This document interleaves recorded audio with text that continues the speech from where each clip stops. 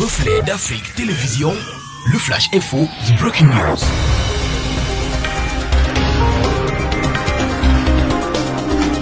Bonsoir, le flash d'information sur Reflet d'Afrique Télévision. La région de l'extrême nord fait face à une crise sécuritaire depuis 2014 qui impacte considérablement la vie des populations locales en général et en particulier celle des jeunes et des femmes.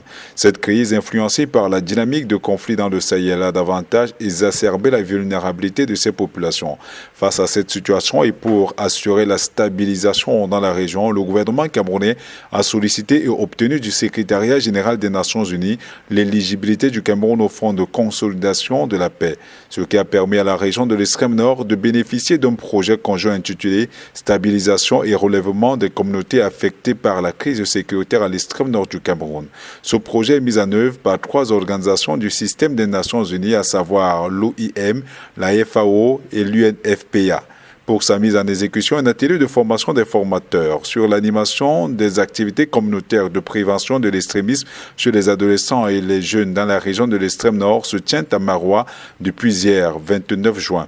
Il s'achève ce mercredi 1er juillet 2020 avec des participants venus des 4 départements de la région. De façon globale, ce projet se veut une contribution pérenne visant à agir sur des piliers essentiels, aussi bien stratégiques qu'opérationnels, en vue d'assurer la stabilisation de la région et le relèvement des communautés dont les conditions de vie ont été profondément impactées par la crise sécuritaire et mettre sur pied un pool de formation des formateurs aguerris dans la région afin d'anticiper sur l'assurance qualité en matière de formation des acteurs. Compte tenu de la pandémie de la COVID-19 dans le monde et au Cameroun, cette formation donnera des éléments de communication pour une meilleure préparation des acteurs communautaires au respect des mesures barrières afin de réduire les risques de transition du virus de transmission du virus lors des actions. Il en sera de même pour la prévention de l'exploitation et des abus sexuels dans le cadre de la mise en œuvre du projet.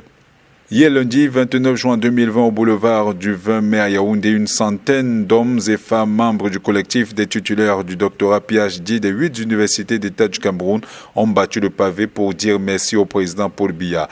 La marche s'est faite sous le contrôle des forces de l'ordre et dans le strict respect des mesures barrières contre la COVID-19. D'un pas à l'aide, accompagné d'une musique jouée par un groupe traditionnel, ils ont longé le boulevard, contournant le rond-point avant de pénétrer dans l'enceinte du ministère de l'Enseignement supérieur où les attendait le ministre en personne, le professeur Jacques Famendongo.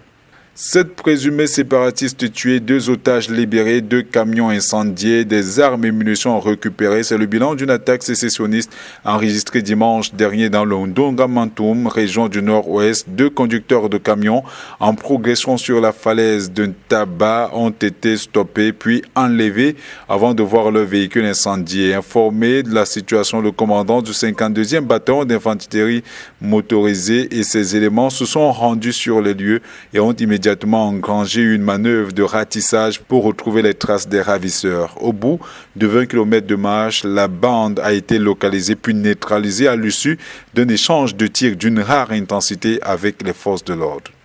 Sur un autre plan, l'État subventionne, malgré cette situation sécuritaire, le plan présidentiel de reconstruction des régions du nord-ouest et du sud-ouest se poursuit. Après une semaine de séance de travail à Bamenda, le ministre Paul Tasson et son équipe se sont rendus à Buea hier, lundi 29 juin, pour la phase régionale du sud-ouest de la mission de sensibilisation sur le plan présidentiel de la reconstruction et du développement des régions du nord-ouest et du sud-ouest. Le coordonnateur et son équipe vont séjourner dans cette région pendant une semaine. Sur un autre plan, l'État subventionne la 2e dose du vaccin contre la rougeole pour stopper l'épidémie.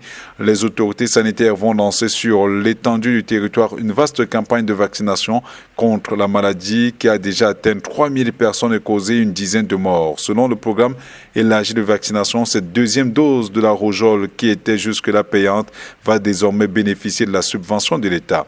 Depuis hier, les délégations des ministères de la Défense du Cameroun et de la Guinée équatoriale se concertent au sujet des modalités de collaboration et d'action sécuritaire commune à la frontière entre les 2 pays. Les travaux ont commencé par la rencontre des experts hier, lundi 29 juin 2020. Une séance de travail des chefs d'état-major des armées des 2 pays a également eu lieu ce jour, ainsi qu'une réunion des ministres de la Défense de la Guinée équatoriale et du Cameroun. Madame, Monsieur, merci de nous avoir écoutés. Restez sur Reflet d'Afrique Télévision. Reflet d'Afrique Télévision, le Flash Info, The Breaking News.